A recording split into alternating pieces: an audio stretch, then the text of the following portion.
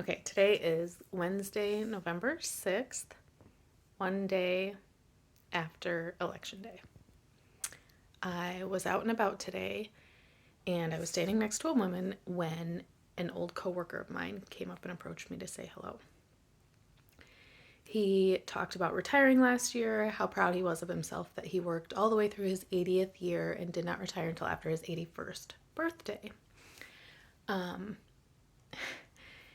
He goes on a little bit, small talk, talks about his health, his wife, whatever, and then says goodbye and walks off.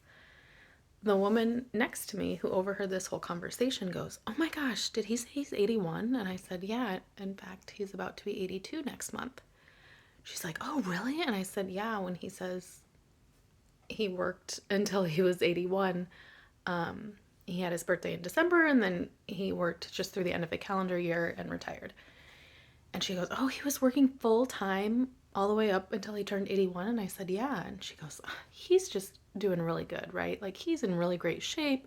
He's getting around independently. Like, he wasn't using a walker or cane or anything. Like, physically, he seems in really good shape." And I said, "Well, yeah, is that really that unusual for somebody who's 81 years old?" And she said, "Oh, yeah, when I think of an 80-year-old man, I think of somebody who's maybe getting a little foggy mentally and maybe shouldn't be driving anymore and definitely couldn't be working a full-time job." And I said, "Huh, yeah, isn't it crazy that Donald Trump will be 82 by the end of his 4-year term?" And she looked confused for a second. And she goes, "No, that's not true." I said, "Yeah, he's 78 right now.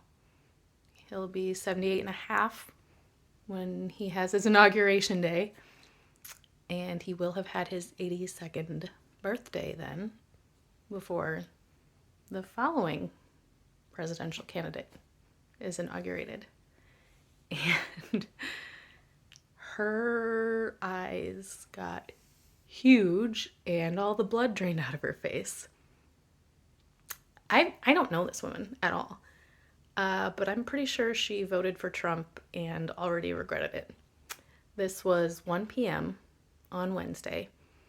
Associated Press called the election at 5 a.m. So 8 hours later, she already regrets voting for Trump.